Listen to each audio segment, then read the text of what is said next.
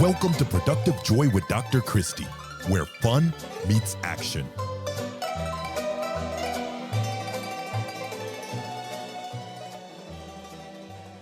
Hi, friends. Welcome to Productive Joy. I am having a blast learning and growing and becoming a more well rounded human and learning from new people and then getting to share those people with you. This week, I had the opportunity to make a new friend. My new friend's name is Leora Rusi, and Leora is a really well established author. I think he's written 10 books, the most recent one being called Dare to Author. Now, this book doesn't have anything to do with authoring an actual book, although I guess it could work that way. It's really about authoring your life story and taking charge of your narrative. So he talks in this book about going from being victims to being victors. The chapter titles are really cool to me. There are three sections. It's author why, author how, and author now. And really, what Leora and I did was we got to know each other a little bit. And in that conversation, I was just reminded at how powerful it is to be surrounded by people who think like you do, but push you to think differently at the same time.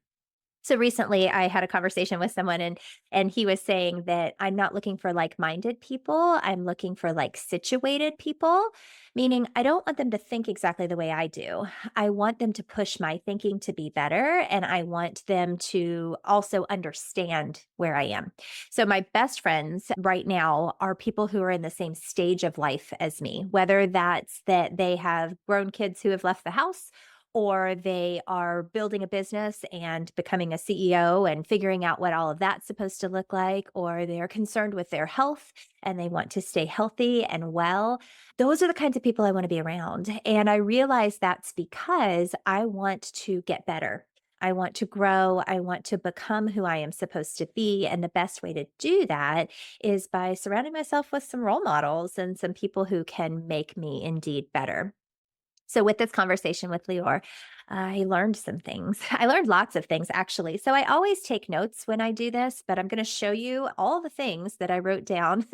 If you're watching this, you can see that Lior said because I think the power was in his words. One of the things that he talked about is that change isn't what's bad but people are inherently afraid of it, right? We're afraid of change, but it's not actually the future that we're afraid of, it's the bad past. Did I spend the last 20 years doing this wrong and now there's a better way? Like I think about my aging parents, my aging in-laws who are brilliant humans who've lived on this planet for somewhere between 74 and 87 years. They've learned a lot of things, but when faced with a new way of doing something, it's a little threatening, right? It's a little like, well, we didn't used to have to do it that way. We didn't used to have to say it that way. And they get a little just uncomfortable. And I think that comes from the fact that for so long, you do something a certain way, and now all of a sudden you can't anymore. It's kind of like if you have middle schoolers right now, some of the words that they are using did not exist even a year ago. And if you're skibbity whatevering or, using those those phrases, are you Riz? Are you like, I don't know. I don't have middle schoolers. I just know that there are things that are said that I'm like, I don't understand what that means. At every point, we are constantly changing. And yet we sometimes forget that that is a good thing and not a bad thing, and we get stuck in the process. So he talked a lot about what to do about that. And for my Productive Joy listeners, I really hope that you will go back and listen to this episode because it is powerful and it is a great reminder of things we know to be true, but maybe we haven't given it words yet, or maybe we haven't thoughtfully figured out how we could react to the situations that we're faced with. At one point, I did talk about being a glass half full kind of girl, and I really appreciated Lior's response to that. He said, honestly, none of us are glass half full or glass half empty. We should all be, how do I get the glass to be completely full? What do I do to fill the glass? Like, that is really true. Yes, it's important how you see things, but it's even more important what you do about it. And I was challenged today to think about what I'm going to do about it. What am I going to influence in my space so that I can help others move forward and do really amazing things? Another thing that he said that kind of stung in the best possible way was stop idolizing achievements. Now, I need you to understand, I am a 7 on the Enneagram. I know we've talked about the Enneagram before, but I have a whole lot of 3 in me. And threes are achievers. They are measured by their achievements. They are looking for the next thing. And if they can't be good at something or if they can't do something well, they're probably not even going to bother. Like, why would I do that when I know I'm not going to be good at it? And that is driven by the need to succeed. I have that. I have a lot of that in me. And what he meant by stop idolizing achievements wasn't don't try. It wasn't stop motivating yourself to achieve. It was to recognize that the achievement itself does not define you. It's the work it takes to get to the achievement that defines you. So, are you working towards something or do you think you just landed? The other thing that he talked about that I want to hit on again is we see everybody's A roll, right? So if you think about Instagram or Facebook or LinkedIn or any of those social media platforms, all we see is what people choose to show us. And typically it's their best stuff. They're putting their best video up, they're putting their best thought process, their best moments on display. And we get a 1 or 2 or 3 second experience with them. Maybe it's 30 seconds. And those experiences, those things, are what they're choosing to show us. It's not their reality, but we tend to measure it as their reality and we think, well, they got there. That took nothing for them. They have arrived at this thing. Well, guess what? It took a whole lot of blood, sweat, and tears, and they had to fail and fail forward and fail often and hurt and change and rethink and redo, and then maybe they saw a glimmer of success.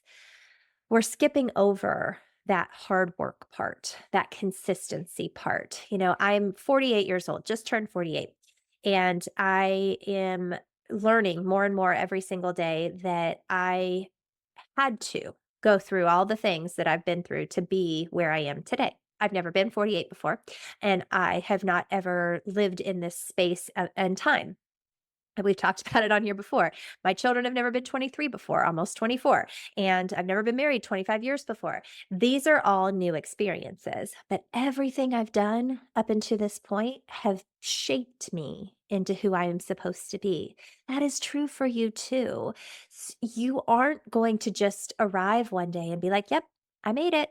Good job." So, my parents are wonderful human beings and unique in who they are. And so my father was in show business my entire life. He's 87 and still performs and is an unbelievably talented musician who worked his tail off to get to where he is. So if you've ever listened to the beginning or the end of this podcast, that's Pop's music, along with his wife, Kathy, who is a delightful bonus mom for me. And together they make beautiful music and they are so talented. But darn it, they worked hard.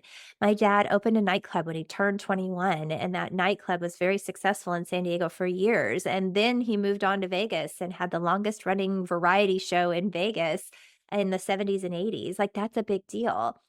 And then he continued and they traveled the world working cruises, and they worked in Disney World and Epcot and SeaWorld, all kinds of places, doing all kinds of things, sharing their music.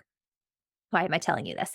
Because it didn't just happen. He was a talented musician. He had a God given gift that made him a talented musician, but it did not make him successful. Hard work, dedication, grit, just, digging in and going. That's what made him successful. My mom, same thing. Now, she wasn't a performer, but she is such a hardworking human who has never, ever shirked any sort of responsibility. She just pushes. Well, those were my role models. So I watched them grind and try new things and push really, really hard. And that's who I wanna be, that's who I'm becoming, and it's because that's the work that I'm putting into. So, I feel like I'm rambling a little, and that's kind of because I'm coming to grips with some of this myself in front of you. I think we all need to celebrate the grind a little, that we need to live in the gain a little, that we need to recognize that It is the work that gets us to where we need to be, and that the work should be celebrated. Nobody just arrives. Nobody comes out of the womb and says, "Yep, here I am, God's gift to the world, and I am never going to have to learn anything." We're better versions of ourselves every single day when we choose to find some productive joy. So let me leave you with that. Today is a great day for you to discover what productive joy looks like for you. I really appreciated Lior's description of productive joy. He said it's doing something with purpose, and the joy might not be yours. The joy might be something that you evoke in somebody else. Sounds pretty powerful. That's what I'm hoping to do with this podcast. I'm hoping to evoke a little bit of joy in you. I'm hoping to give you something that you can hold on to that makes you go, "You know what? I could handle that differently. I could see that differently. I could choose to find the good in this space or the bad. I'm just not going to be the one to choose to find the bad. That's just not who I am." And yet, as Lior taught us, I don't think that's innate. I think that's a choice. So choose wisely today, find the joy, and figure out something that you can do to turn fun into action.